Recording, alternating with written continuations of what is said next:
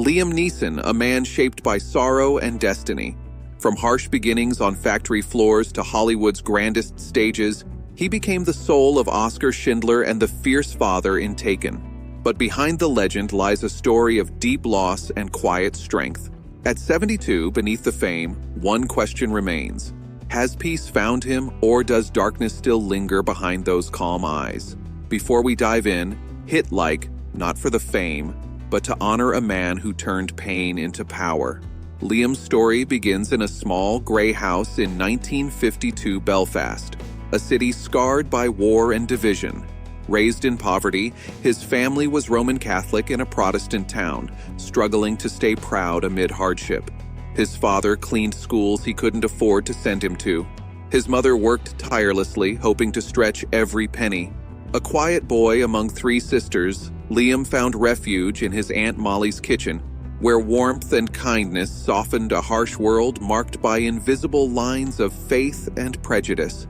At 9, sent to a boxing club to toughen up, Liam fought not for glory but to belong. By 14, he was a champion, but a devastating blow to the head ended his boxing dreams and broke something inside him. From then on, silence and stillness became his companions. He left Belfast at 17 with little but a suitcase and a promise to himself to make something of nothing. He worked grueling jobs, struggled through poverty, and abandoned his dream of becoming a teacher. At 30, broke and close to giving up, a lifeline appeared. A job sweeping the stage at the Lyric Players Theater. Within weeks, the janitor became an actor, speaking just 2 lines that carried the weight of every silence he had survived. On stage, Liam finally felt heard, yet poverty clung to him. Shoes worn thin, coat soaked in rain, and faith. Bus fare was a luxury, hope cheaper than gasoline. Moving from Dublin to London, he lived in cramped flats, sometimes sleeping on floors, holding on to his dreams with soldier-like precision. Meals were scarce, certainty even scarcer, but every night beneath dim lights, he breathed life into words that weren't his, until they became his truth. Slowly, the world started to listen. The boy who once fought in silence now survived through persistence and faith. By the early 1980s, Liam's name was barely known beyond small theaters. He swept floors, carried props, and rehearsed long after the lights dimmed. His early screen roles, soldier, priest, paid rent but not much else. Casting directors called him too intense, too Irish, his eyes too sad for romance. He kept every rejection as proof he was still alive. He worked voiceovers, watched others take bows, and met Robert De Niro, who taught him that stillness could speak louder than rage. That lesson became his trademark, power through restraint. Then, in 1993, destiny struck with Schindler's List. Steven Spielberg saw the exact mix of charm, strength, and sorrow in Liam. Playing Oskar Schindler made him immortal, but nearly broke him. After filming harrowing scenes, Liam sat alone, shaken for months. The film won 7 Oscars and thrust him into fame, but fame only amplified loneliness. He said quietly, "Fame doesn't heal you. It just makes your silence louder." He kept working. Michael Collins, Les Miserables, Gangs of New York, but success was fleeting. Between 2004 and 2008, he poured nearly $2 million into passion projects critics loved, but audiences ignored. "I believed in stories that didn't sell," he admitted. Then, at 56, Taken arrived, a modest action film dismissed by studios, but beloved by audiences. It earned $223 million worldwide, turning Liam into an icon of endurance.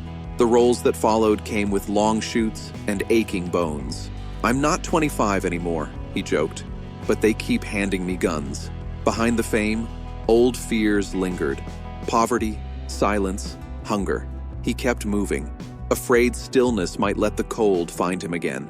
Every role was a prayer against the dark. But what of love? In 1981, on Excalibur's set, he met Helen Mirren, a radiant contrast to his rawness. Their 4-year relationship was a rare refuge, filled with laughter, quiet evenings, and shared dreams. She believed in him. "You belong in this world, Liam. You just haven't realized it yet." Yet as his star rose, So did rumors and distance. Pride built walls where love once lived. One winter night, she quietly ended it, saying, "We were not meant to be together, but I loved him very, very much." Her leaving left a silence heavier than any role. Years later, Liam said she was the first to make him feel enough, and the first to prove he wasn't. Helen remembers him kindly, but their love was never meant to last. Liam never corrected Helen Mirren's parting words. He carried their silence as a quiet longing. 4 cold, lonely years passed as he buried himself in work, wandering streets alone, the weight of loss deepening the lines on his face. Then, in 1988, on the set of Satisfaction, he met Julia Roberts, young, bright, and full of laughter that melted his winters. Their unlikely love was tender but brief, pulled apart gently by life and rising fame. She left with grace. He kept her laughter safe in memory. In 1993, destiny brought Natasha Richardson into his life. They met during Anna Christie, fell quietly in love, and married in 1994. Their home in Millbrook was a sanctuary filled with love, laughter, and the simple joys of family life. Natasha was his compass, his peace amid fame's chaos. But tragedy struck in 2009. Natasha suffered a fatal skiing accident. Liam's world collapsed as he held her hand in a hospital room, whispering love and goodbye. The silence that followed was not just absence. It was the deepest loss, merciless and beautiful like falling snow. Liam Neeson, a man who had conquered pain in all forms, met one he couldn't fight: the death of his wife, Natasha. In her final act of grace, she donated her organs, saving 3 lives. Her loss left him hollow, moving through life like a ghost. "I think I died that day too," he said. For months, grief claimed him. He kept breathing, but only because she would have wanted him to. He threw himself into work to escape the silence. But on screen, he wasn't just fighting enemies, he was fighting himself. Grief doesn't shout. It lingers, quietly claiming parts of you. After Natasha's death, he met Freya St. Johnston, a publicist who made him try again. But grief is a jealous companion. "Some loves don't fade," he said. "They just transform." Eventually, he let her go too, as the wounds remained too tender.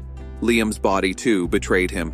After a motorcycle accident left him broken, he was rebuilt with metal and bone. He refused to stop. But pain became a constant companion, whispering in the quiet hours.